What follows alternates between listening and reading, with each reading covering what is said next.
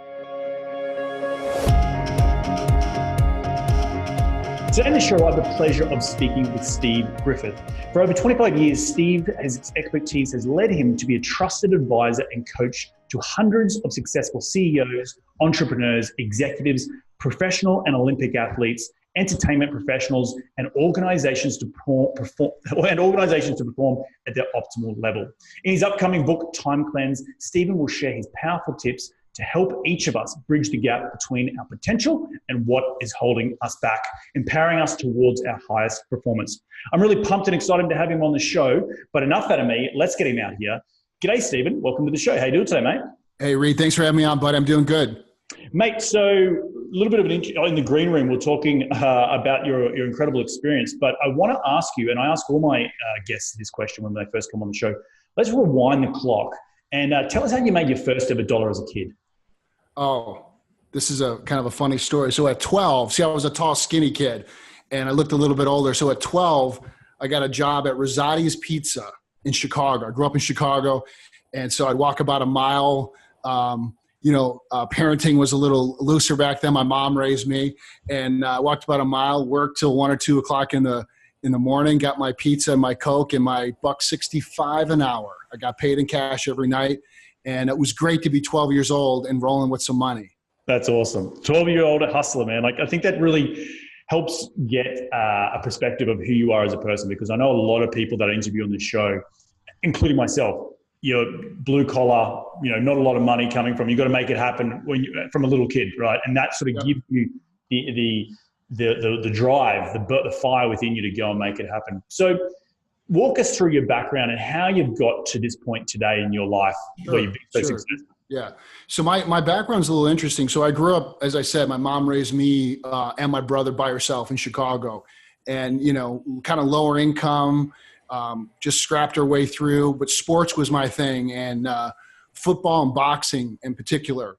And went to high school, didn't get a scholarship. I was, like I said, as a tall, skinny kid, went to junior college, ended up getting a scholarship to a Division I school, had some injuries, also was an amateur boxer then. I fought in the Golden Gloves, Wow. Chicago, ended up being a state champion.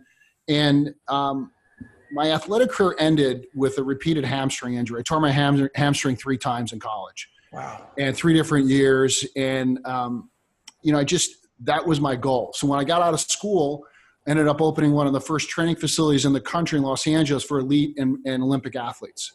So I became a strength coach. I went to graduate school, became a strength coach, started working with elite athletes, the Lakers, Dodgers, many high-profile athletes. And while I was doing that, Reed, something hit me one day. In the peak of my success, I was like, I don't want to do this anymore. And what I mean by that is I wanted to expand my reach in helping people. I was helping people in the physical world. I was studying NLP and performance psychology and applying it to my athletes. But I said, I got to get out into a bigger world. So in 2000, I was one of the first coaches out there working professionally and making a living as a performance coach for businesses and individuals. And I started my high performance coaching business from that. Wrote a few books, started working with, all types of people, men and women, organizations and teams. And then about 5 years ago, with my clients, I saw the same roadblock they were all having. And it was the same words: I don't have enough time. And it was 1 week. Corporate engagements, teams, individuals, 1 week. And I'm like, man, I'm kind of feeling that same way myself. So as I saw the suffering that was going on, I was like, man, everyone's stressed out, maxed out. I just made a commitment. I said, I want to solve this. How do we get more time back? And how do we perform with the time? You'll hear me talk about performing versus managing. So I spent 5 years really traveling. I spent time in Thailand and Japan working with Buddhist monks, learning their philosophies, neuroscientists, the world of NLP. I've been training in mindfulness and meditation for a long time. And after that 5 years, I came to one conclusion. And the conclusion is this: it wasn't people's fault that they were underperforming and they didn't have time. It was the strategies they were using that were outdated. And we had this massive shift of technology, but everyone keeps trying to use old time management techniques. It doesn't work today. Like, that stuff at one point was awesome. It was awesome when our phone was attached to the wall by a cord. That's when it worked. And that's what I realized. So I created a series of steps to identify, first of all, the toxins that are in our life and the strategies that we can now use to perform, and what I call, in a way, it's called timefulness. And that's being present in the moment, improving the quality, experience, and performance with your time. And so I realized with these people, because of the strategies, all these toxins started showing up in forms of behaviors, mental thoughts, habits that we could eliminate. And that's really what the time cleanse is about, is taking an interview of your life and looking at what I call my time cleanse question. Is this contributing or contaminating to my happiness and success? And we look at everything in our life. A lot of people are calling me the Marie Kondo of time, because she has, does this spark joy? I have, does this contribute or contaminate? So an interesting, good company to be in. Right. Well, mate, what you just said, so you were a business coach, but then back in 2000s, and then you created, you noticed all these trends, and it took you, it sounded like 10 years to then realize about all this time management piece. So, I mean, it was about 5 years ago when it started. I saw like what was happening, and I'm in, I was really looking at mindfulness is a big part of my coaching, and there's an effect on how we alter time by being present. But it literally was 1 week, and every client said the same thing. And I was like, what? And I felt like I'm feeling this too. And that's right. So talk to me how you made that transition and niching into a business that was professional coaching to then having back 50, in 2000, when I made the initial shift, no one was a coach. I still, I'm a bigger guy. 6'5", 240. And so when they see my business card, they always say, coach, it said, personal and business performance coaching. And everyone would say like, so where do you do personal training at? Where are you? I'm like, that's not what I do.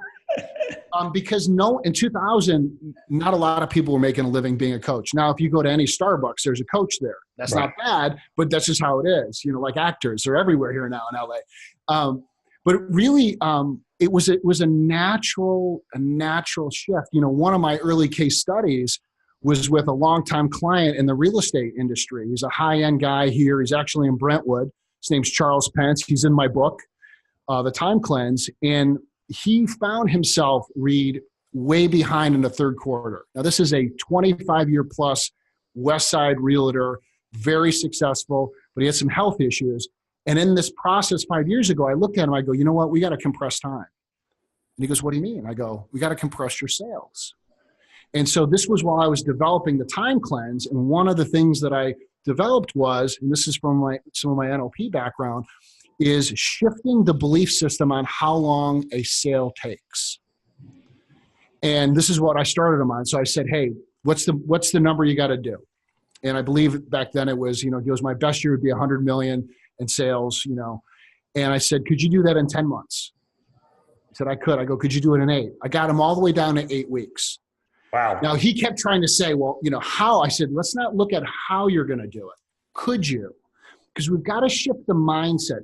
We all have a belief system about how long a sale or transaction takes place, and it's usually wrong. Right. So talk to me a little bit about that mindset, and maybe start with what people tell themselves all the time, right? You just talk about stories that we tell ourselves it takes 8 months or a year to get these sales. What do you see as the biggest hurdle that we all have as entrepreneurs when it comes to managing our time, whether you're being a business coach or a real estate investor or a realtor? What are the commonalities that you're seeing with people besides that story that they tell themselves? Sure. Well, I'm going to start right off with, in my work, and this will be a game changer, what I'm about to tell you. We've got to completely stop even thinking about managing time. Wow. Okay. Not possible. Okay. My whole system is about performing with time, and I'm gonna make the distinction right now. Okay. So the philosophy of time management is this: there is an hour, it's fixed, and we got to get as much done as we can in that hour. Okay. Mm-hmm. Let me tell you what happens with that mindset. It creates pressure, and it has nothing to do with the relationship you have with time, and it also.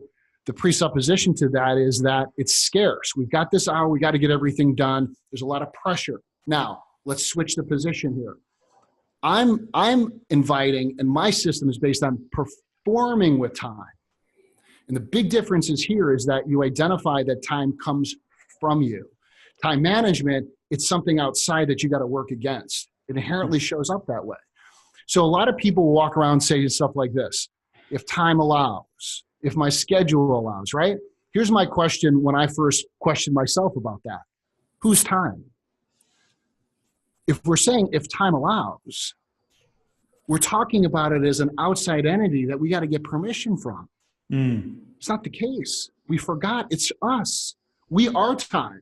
We've always been time. Right. So when we shift in that juxtaposition of shifting, going, wait a second, time comes from me. And when we do this, and this is the big deal, Reed, we stop becoming a victim of time. We start getting, so this little shift, it looks like a little shift, it is not. It changes everything.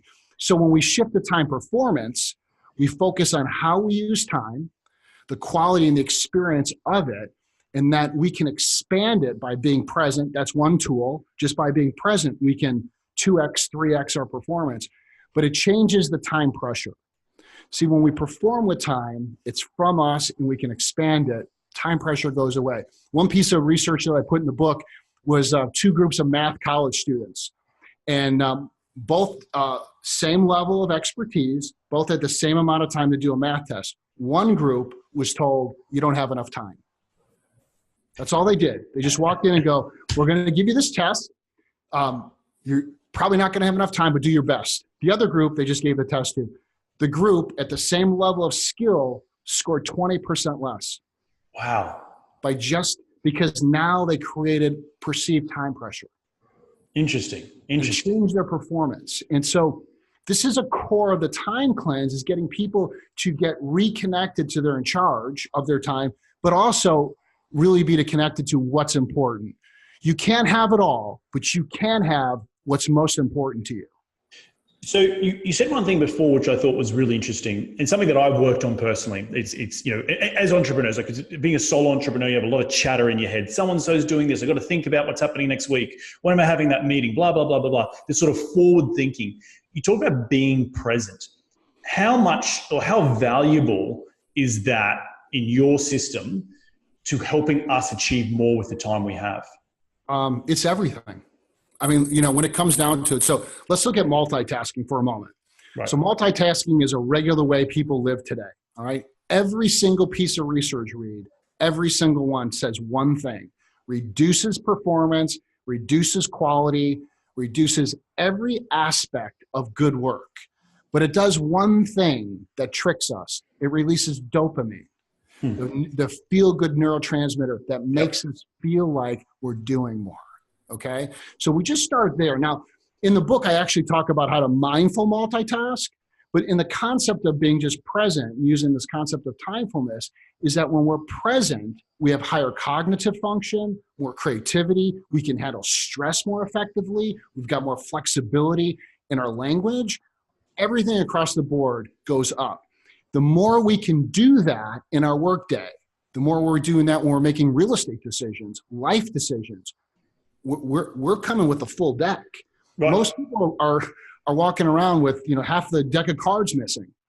Interesting. So it's very important. And as we practice that, see, here's the thing: as a seasoned investor, as an expert investor like you are, this is what I can tell you. If you're tired, if you haven't slept, and you're texting and multitasking and doing a deal, we know what the outcome is. Yes. Right. Yes. We just know that. But we have micro versions of that happening. And I have this saying: the more present you are, the higher you perform. Interesting. I'll say it again. And so practicing, see, what people think is, oh, I'm just texting and emailing here and it's no big deal. Here's the problem.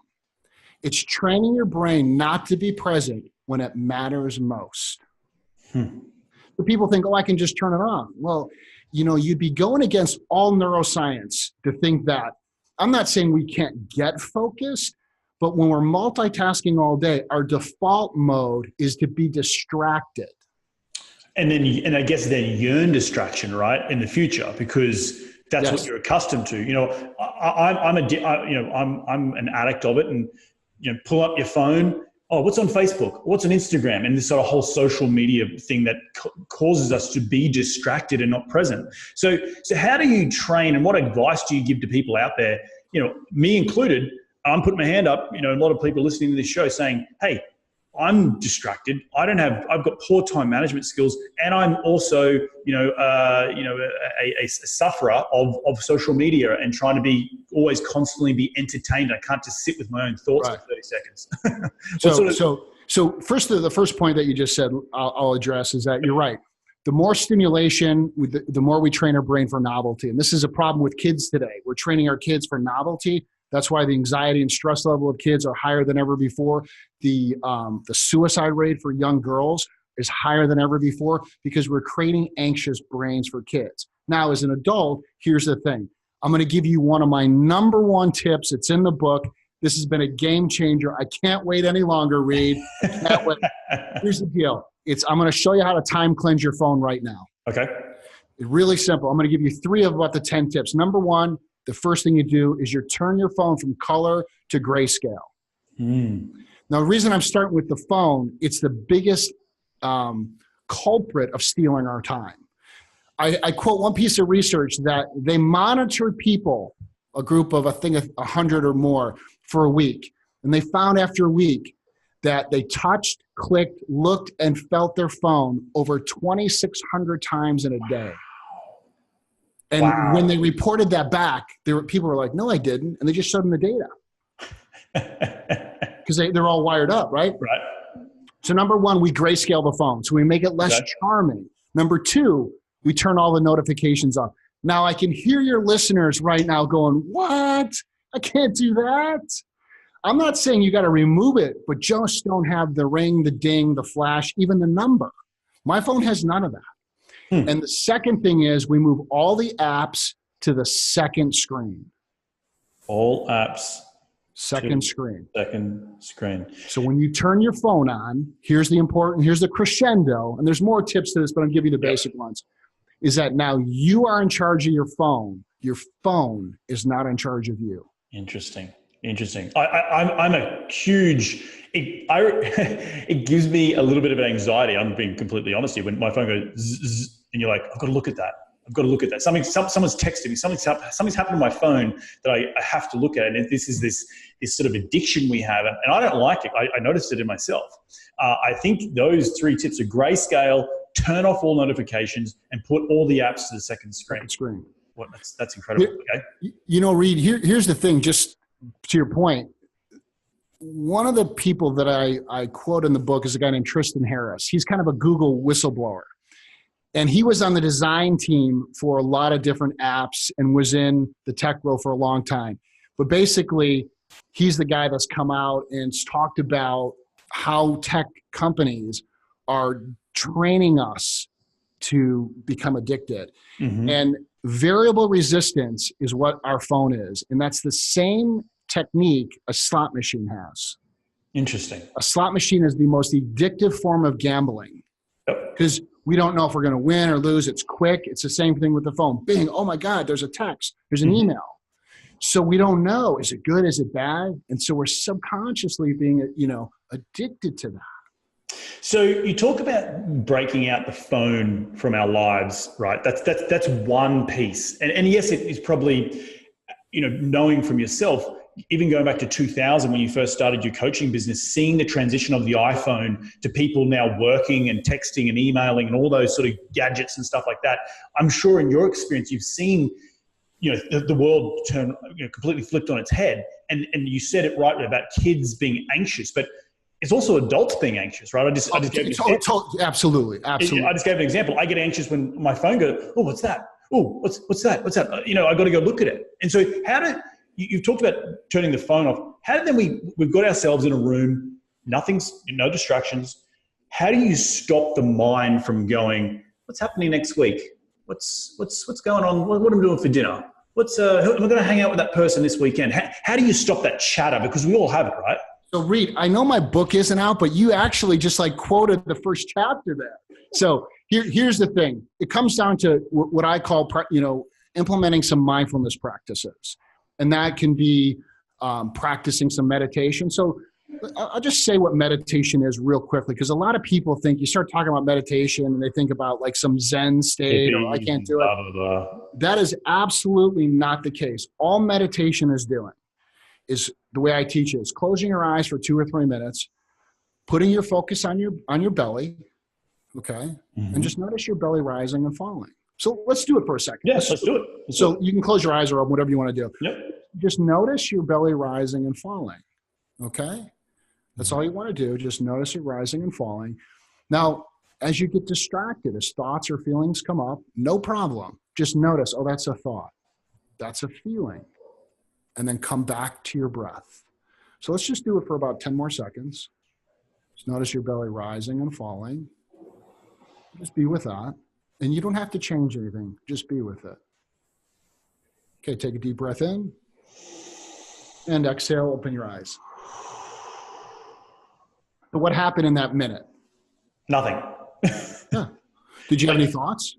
I did. And I will preface by saying that I'm an avid meditator. So Awesome. And so, but to everyone listening, I am not ADD, but I'm always like, ooh, my wife's always giving me, a bit of crap.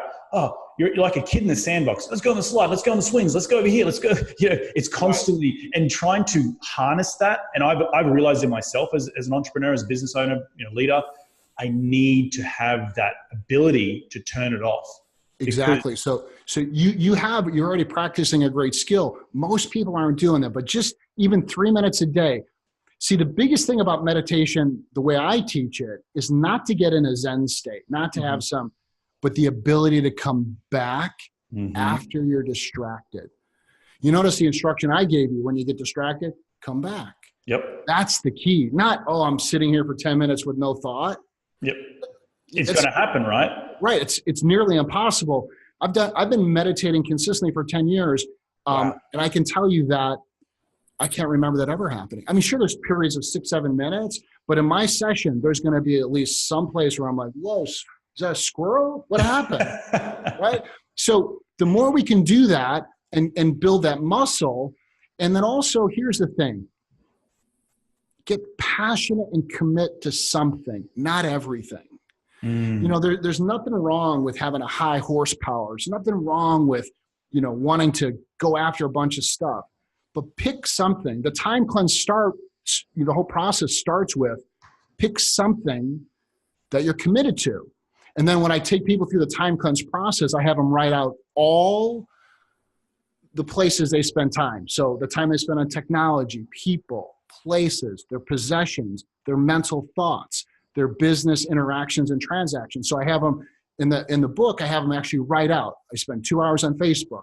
And then we ask the famous question, does this contribute or contaminate to my success and happiness? And then we either keep it or get rid of it. The average person that does this process gets 10 hours a week back. Most people get 20 or more. And they're shocked every time. It's amazing. We do this 5 years, and that people are in the second category. They just fill out technology and people, and they're like, I just got 7 hours back. Wow. So we're not even halfway through, because we're being hypnotized. We don't even realize how much time we're on these devices and what we're doing. It's not just devices, but where we're wasting time. No, 100%. One of my goals for 2019 was to get off email. And I don't know if I've got to bring in an assistant to sort of filter that out, but it's just, that's such a time suck. And I've talked a little bit on the show, a little bit about, and many people, I'm sure you have the same thing, black time, blue time, red time. And your black time is where you're, as a business leader, you're the thought leader. You're out there, you're thinking of the next book. You're thinking of the next educational podcast. The blue is sort of in the day-to-day of the business, and the red is the administration. And how you split your time up as a solo entrepreneur, and then how does that affect you thinking all the time, is really kind of, when you stop for 30 seconds, like, it's good to compartmentalize your day, but then your day fills up and you think, back to that story, I've got no time in the day. I've got to do all this stuff. And so what other techniques besides turning off the phone, changing your phone, meditating, but is there any techniques in terms of, you talk about old school time management? Do you teach that in your book? Well, so when I'm talking about time managers versus performance, certainly there's crossovers. It's not like every single thing's bad. Of course, we want to prioritize, One of the things I do with all my clients is have them make a list of their ROT activities. ROT, return on time? Return on time. Okay. Your highest ROT time. So make a list. What are the things that I do as a man or a woman in my business that gives me my highest ROT? Okay. Most people know it. Most people don't write it down, and most people don't follow it. Now, okay. the second part of that, Reed, is this. And just before we go on, the ROT, how do you measure ROT for those people out there who are going, I don't know, what's return? So there's really two things for me. One is the felt connection, feeling connected to purpose, talents, and gifts that I'm either doing that one-on-one or with the world. So I feel a sense of connection and purpose. Okay. That's 1 meter. The other one is old-fashioned dollars. When I do X, I get Y. It's that simple. Got it. And one of the things that a lot of people don't do, and I think you'll appreciate this, I talk about one of the research studies in the book is about buying time back. This is a phenomena that not a lot of people are addressing right now. Some people do it, but really look at your day, at your week, at your month. Where can I buy my time back? And very specifically, it can be simple things. I'm paying somebody to do my laundry. I'm paying somebody to clean my house. And the research showed that people that buy time back were happier than people that didn't. Interesting. That's really interesting. And this is the thing where sometimes as entrepreneurs, and I know I've been in this, we start grinding. We're like, oh, I can do that. I'll go to Staples. I'll get that FedEx thing. I'll write that report. When you take a step back, do this with all my clients, and I say, what are the things you don't want to do? Just write it down. Yep. And so a lot of people, they have their own guilt or their own belief system. But then I say, okay, where can we buy it? Where can we buy it? And a lot of entrepreneurs will start with, no, but I can do that. I go, yeah, you can, but you're trading your time for low dollar activities. Yep. And it'll kill us. I mean, ultimately, when we talk about all these concepts, here's the thing that I want you to know from a philosophy standpoint about this book. Time is for one thing. It's to create memories that make your life matter. Yes. End of story. And those memories become your legacy. So if your legacy is 2 hours on Facebook, when you start, I challenge people, I go, how much time do you spend on Facebook? And they go, hour a day, say, make it up, hour a day. Oh, okay. Yeah. So you want to be known for spending an hour a day and they just go, no, but we're not connecting the two. This is reflecting who I am. And ultimately, I want people to be relevant with their time, make a difference, connect with their gifts, but not just for themselves, go out into the world and make a difference. Because the difference between being relevant and seen is like apples and oranges. We're in a world of being seen. Go on to, the news, social media, reality TV. There's a lot of noise. There's a lot of noise. So how is, because I talked a lot about it on the show as well, because you've already got a really bloody good point. I talk a lot about being a key person of influence. You're an influencer in the time management. I'm calling it time management because I'm getting my lingo there. But as business owners in 2019, we want to be Googleable. We want to be on Facebook and all these social things to help promote our business and get that dollar that you talked about, those dollars, the ROT. So how do we balance that, like as business owners, to try and, as you said, not just fluff and be on social media for no apparent reason, but actually having a purpose and really being effective in the way you run the business? How do you juggle that in 2019? Yeah, great question. And it all comes back to, you're going to keep hearing me say this. First of all, reconnecting with self. See, here's my philosophy. We intuitively know. I can already tell you and I are very similar from a systems perspective. I'm a very systems person driven, very driven. I have a very engineering mind on systems. Now, with that being said, here is the caveat to that. Now, we also got to have the freedom to connect to the artistic way our life goes. And when we become present with ourselves, we intuitively know, should we be doing this or not? We're one of the things that's happening is we're so connected to the outside influences.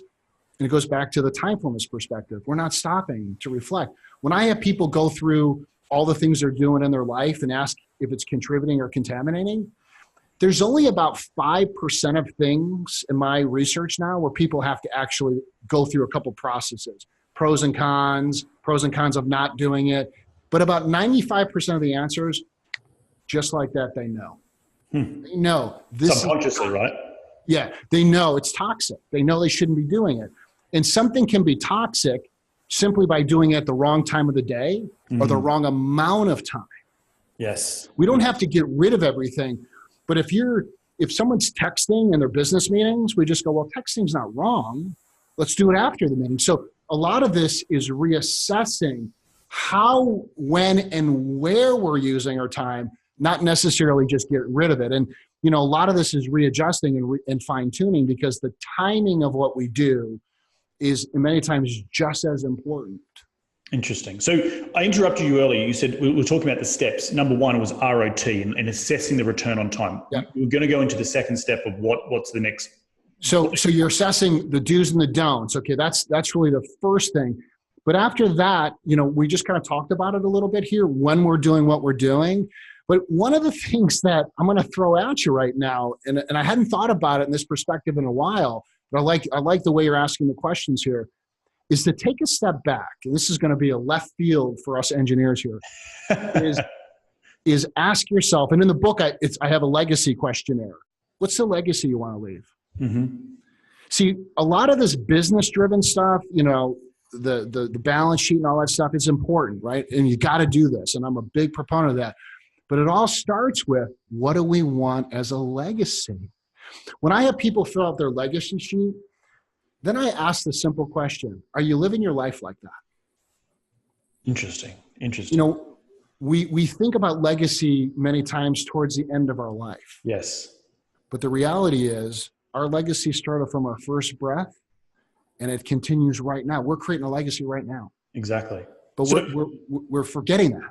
So I'm going to turn the tables because I'm the interviewer and I can do that. Yeah. What is your legacy?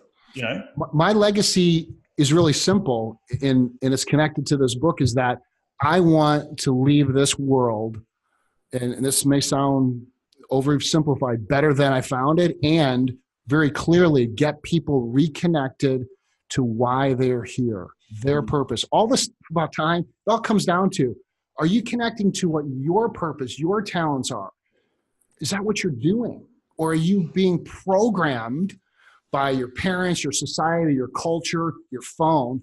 But my legacy for me is that to keep going, to persevere.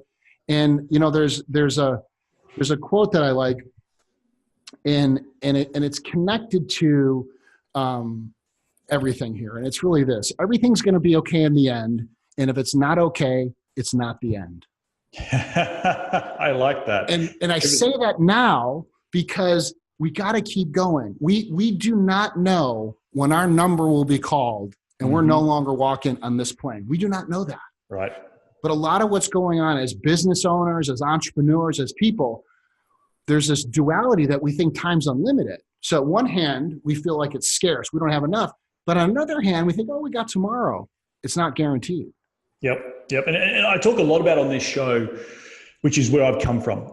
Full-time job, trying to handle a side hustle and get to that point where you get financially free to go out and become an entrepreneur and work for yourself. Become your own boss, because you don't want to swap your time for money, right? That's the whole thing we talk about. And this is this new age of, where everyone's a freaking, gingerbread, candlestick maker, all the things, right? To make ends meet. And really that is what we are. So when you're, and being a young person and a young hustler, and this is more of myself I'm asking, because I found myself up until about 2 years ago, I would sit on the couch on a weekend and I'd say to myself, should I be doing something right now? Like, should I be working on something? Because I just got so used to working a 9 to 5, 60 hours a week. On the weekends was the only time I could hustle.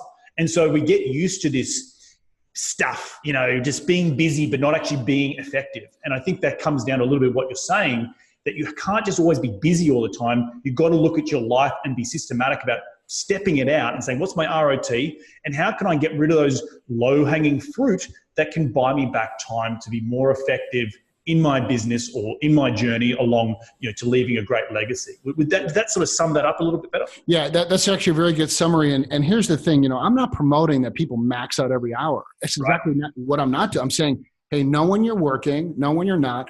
And it brings up one of the things that I talk about as well is, working what I call in intervals. Mm-hmm. And this is a really important, this is how I wrote my book. I wrote my book in under a year by using this technique. And that is basically you're working and resting in intervals. So I have 2 intervals that I like, 55 minutes and 7 minutes of rest. So you shut everything off and you get hyper focused and you go for 55 minutes. You unplug for 7 minutes. Now, when you unplug for 7 minutes, it's not, I'm getting on Facebook. It's not, I'm going to play Tetris or whatever it is. It's unplugging. It's taking a walk, drinking some water, having a quick meal, meditating. Boom. Now I'm back. Interesting. You want to be able to do 2, 3, 4 of those in a row and then take a break for 30 minutes or an hour. The second option is what I call 25-5, 25 minutes of high intensity work, 5 minutes of rest. Now, when I wrote the book, I got up to 10 55-7s in a day. 10 55-7s. Okay. Yep. That's 10 hours. Now, it's like training. I did not start there. I started at like 2 or 3 and I was like distracted all over. And then I started building and then my deadline was coming and I was like, man, I've done 12. But you can't I'm just saying that, I'm not bragging. It took me like a whole year to do that. I found my sweet spot to be able to get 3 or 4 of those in a day is really strong. Now you have to think about this. 3 to 4 55-minute complete focus sessions. Now, I'm sure your audience can appreciate just that's difficult. Yes. And so identifying that, and when I did that, I literally took my phone, shut it off, and put it in my safe. So it wasn't even distracted. At times I shut off my router.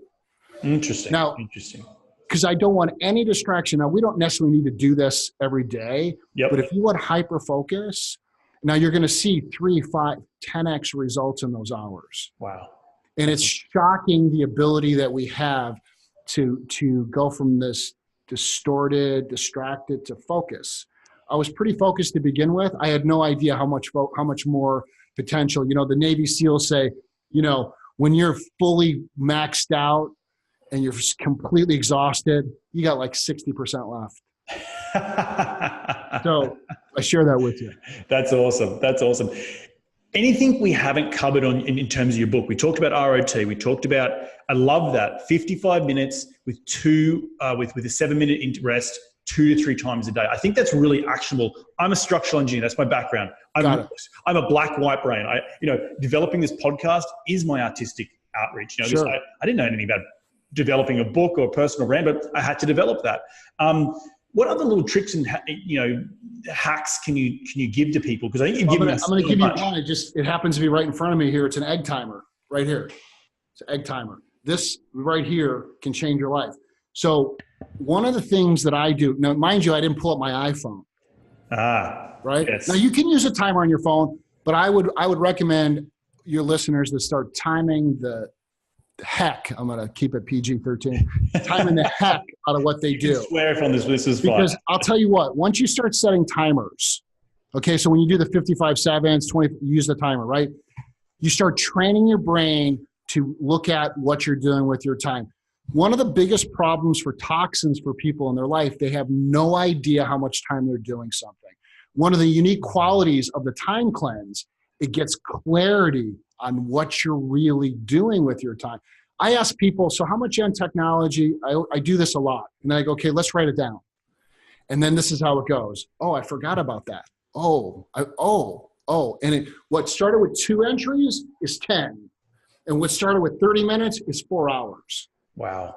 And so part of what's happening, we're in a little bit of a hypnotic trance of not being really connected what we're doing with our time. And so with using the time cleanse, we have the unique ability to be mindful, to stop, to become aware, and then question. As a professional investor, I know one thing that you do, and that is you question everything. 100%. Could you imagine if you went into a deal and you go, it's all good. It's all good. Just where's the papers? Just e-doc that over, right? That's what we're doing with our time. Yep. A lot of the traps we get stuck in are, I've always done it that way. Mm. And this is a big trap because, man, if you're running your business the same way you did a year ago, we might not be in the right place. Right. And it also goes to the quick nature of where we live, or how we live right now. Like, things are changing at such pace that we have to have these time management tools to understand, so we can learn about whatever the new technology is to help our business grow to the next level, blah, blah, blah. But I think if you don't have the mastery of time and managing it in an effective, with your egg timer analogy, love that. I think we'll be sucked out the back and, Reed, my goal is to eradicate that management out of our conversation. Yeah. But I'm laughing with you. So here's the thing. I'm laughing with you because, obviously I've been doing this a long time. It's so ingrained in our brain. Yes, it is. I'm saying that in a fun way because I just did this big event with Union Bank, and they got my PDF of the book, and it's performance, everything, and they sent out an email to the whole group. It says time management program. And it's okay. Like, there's no problem with that. I want people to start where they're at, whatever they're familiar with, but to really think about, how am I performing? That time comes from me by my yeses and nos. But to answer the question, one thing that we haven't covered, that is another great tip. It's the most powerful word to save time, to protect your time, and to stay on course. And it's the word no. Yep. I have a whole section in the book on the power of no, actually how to say it. A lot of people, believe it or not, don't really know how to say no. I have my clients set up predetermined phrases if they're already loaded up. Ask me to go to dinner. Just ask me to go to dinner. Do you want to go to dinner? Reed, I really appreciate you asking me to go to dinner. It's Friday. I've got a preset agreement with myself that I get up at 4:30 in the morning to work out. So I'm saying no to that. Interesting. That's interesting. Now, if you notice, I didn't say no to you. Mm. I said a yes to me. I said, I've got a predetermined agreement with myself. People go, oh, wow, that's awesome. But if I just say no, and then what do? We start making excuses up, right? Right. I don't want to. All that noise is just BS, man. Yep. So we want to be able to have how we're going to say no. The other thing, this goes back to the timer. I teach my clients when they're getting clients from their calls to do this. Set the timer. Go, listen, Reed, thanks for calling me. I appreciate it, man. I saw you pop up on my phone. Want to take your call. I got 5 minutes right now. If we need to go longer, later I can do it. And here's what's going to happen. People get really good at communicating. and straight to the point. And if there's more time needed, you create that. Right. But just going back to the timer, this is, if you do that, you're teaching people how to communicate with you. You're actually helping them. And you're setting the tone of how you run your life. You're setting the tone of how you run your life. And I want to throw one last little nugget in for you and your audience here. There's many for you. But there's 2 time types I want to share with you. Yep. So one of the things I identified in researching is that there's 2 types of people in the world when it comes to time. This is kind of fun. And I tell a story in the book about dating somebody the opposite time type. So your time type is how you've been conditioned to operate with time. Mm-hmm. So really no one's writing about this. So just like we've been conditioned to have a belief about money, about the world in different ways, we've been conditioned from childhood how to operate with time. So there's 2 distinct types. Number 1 is a time watchdog. The time watchdog values time, is early. Time is a huge thing about schedules, appointments. They monitor other people's time. They're watching who's late and who's not, right? Okay. So 2 watchdogs right here. You could probably figure that one out already. That wasn't a hard one to figure out. Now the other one, us watchdogs have a hard time with. It's called the time lounger. Mm. Now the time lounger really enjoys being in the moment, but being into the moment to the extreme. They don't really care about schedules too much. They'll show up late, a little bit late, or a lot late. And they like the flexibility of life without the constraints of time. Mm. Now, I'm going to say this as a watchdog. Both have great value. Yep. And the important part of knowing this is not just to know it, but how do you perform in life with similar and different time types? And part of this is just communicating what your agreements are around time, but all teams everywhere, I've seen this, have both, right? And if you have somebody on your team and you're a watchdog and they're a lounger and you don't know how to navigate, the performance is going to go down. Same thing intimately. So the story I tell in the book is about dating a time lounger. And then that's one of my big ahas, like, okay, how do we come together? And I learned, what was a deal breaker, what wasn't. We created some agreement around time and we had, a great run. That's awesome. That's awesome. Because I'm married to a time lounger, I think. I hope she's not listening to this one, but but I'm definitely a watchdog, up at 4:30, 5 o'clock, same as you, getting my workout done in the morning. My most effective hours of the day are 7 till, call it midday. After lunch, I get a bit of a second wind at the end of part of the day, but it's really the chunk in the morning. And I think I'm going to definitely be taking some of these 55-minute sessions and 7-minute intervals. I think it's really incredible. It sounded, and I'm just going to guess, you have a couple of, I want to still call it scripts in your book, hopefully they do, to talk about, because you just responded to me about asking you to go to dinner. Boom, you had it straight there. You had a great response. I would imagine that is a trained technique as well, right? Absolutely. And this is what I want people to have, because just that trying to figure out how am I going to get out of this conversation? How am I going to end it? If you total that up in a year, that's a shit ton. I did say shit. That's all right, mate. Square. Time wasted. So I have how to limit, how to get out, and how to say no. So we're just ready. Cool. And that we're doing it, and this is the other part, in an elegant way, because here's the thing. Our no to them is a yes to us. And we got to get past some of this conditioning. And people love, my nickname is the Velvet Hammer. And it was given to me as a coach, not as a boxer, because I am compassionate. I am concerned about people, but I'm also going to give it to you straight so you can shift it. We're in a world where a lot of people aren't telling the truth and want to make it all okay. We got to get, we got to get in the reality of what's going on. Otherwise, we're going to die with our dreams inside of us. 100%. One of the biggest fears I have, and I talk a lot about it, is waking up when I'm 60 and going and thinking to myself, gosh, I wish I had a go at that. I wish I had a crack at that, because regret is going to kill you, and the regret fears me the most. But mate, speaking of time, I've been talking to you for a long period of time, and I don't want to drag this out. I know you're a man who has a lot of things on your plate. But I do like to end the show with asking my guests to give me their top 5 investing tips, and I'm going to walk you through. You ready to get into it? Yep. Mate, what is the daily habit you practice to keep on track towards your goals? Number 1 is set the goals and then put the intention behind it. I write in the book, setting an intention has at least the minimum a 20% increase in hitting your goals. Yep. So intentions are current in time, goals are future in time. Love it. Setting the goals intention. Yep. Awesome. Who is the most influential person in your career to date? My boxing coach, Tom Delaney. Tom, I tell the story in the book. It's a beautiful story.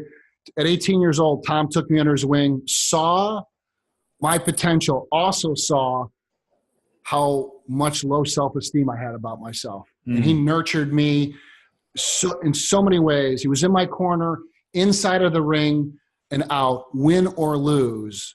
And yeah, awesome. He was the man. That's awesome. And probably at a very vulnerable time in your life, being 18, right? Yeah. Awesome stuff. What is the most influential tool? Now, when I say tool, it could be software or hardware related in your business today that helps you function. I'm gonna flip it on you here just for a second. Yep. Because it is a tool, it is a technology. It's being present, man. Being present. I'm thinking about everything that you said and all the tools and all that. If I had to give you something outside of that, I would say a timer. Timer's the biggest tool. Yep, love it. What is in a sentence or a word, what's been the biggest failure in your career to date that you've learned from? I'll use athletics. because I'll take the athletic side. I hung on to something too long. I let time pass me by. Hung on to something too long. Interesting. Okay. And that's a big one. I tell the story because time had passed me by and I had not upgraded my thinking to where I was. It cost me tremendously. Interesting.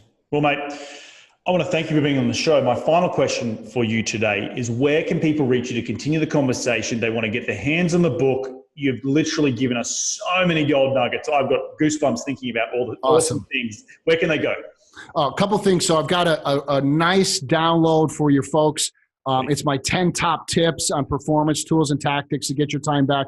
You can get that at stephengriffith.com/read. Is it Goosens or Gossens? Goosens. It's Goossens. Yep. Goosens. So it's /that. And then people that ordered the book, same website address /you, they get a free masterclass. So I'm giving an eight video free masterclass. You pick up the book. It's probably the best $15 you'll ever spend. But that's a gift to your listeners. And yeah. Awesome. I'm glad to have been on your show, man. I love your style and your commitment to helping people get to the next level. Well, thank you. And I know I'm for sure definitely getting my hands on a copy of that book, because it sounds like there's some things that I need to do in my, just self-reflection on, doing these 55 minutes with a 7-minute time, 7-minute break, getting the egg timer. I'm hugely committed to that. And I think it goes back to what you said at the beginning of the show. If you're not committed to something in wanting to change because you've identified something in yourself, time will pass you by, as you said. So, but thank you so much for being on the show today. Probably the 3 top things that I took away from today's show is the ROT, sitting down and actually looking at a return on time. What are you wasting your time on, right? The second biggest thing is that we need to learn how to buy back time, little things, low-hanging fruit. And the last thing is about being present. I think we all have to work on that. It's a skill. It's a muscle, as you said. The brain's a muscle. Yeah. We always have that chatter. I do, you do. It's about how do we control that chatter and be quiet. Did I leave anything out? The only thing I would add in there is that you are time. You always have been, and it's everything you will get, do, or be. Protect it, own it, and do not be a victim of it. Mate, I've literally written 4 pages of notes today in this interview. I want to thank you so much for dropping by. Enjoy the rest of your week, and we'll catch up soon. All right. Thanks, buddy. Well, there you have it. Another cracking episode jam-packed with some incredible advice. Please get over to Stephen's website. Get your hands on his book today, because it is going to be jam-packed with some incredible advice and top tips to help you not manage your time, but be more present with your time. Now make sure you check out all the show notes from today's show. It's up on my website at readgoosens.com. And I want to thank you for taking some time out of your day to continue to grow your financial IQ, because that's what we're all about here on this show. And we're going to do this all again next week. So remember, be bold, be brave, and go give life a crack.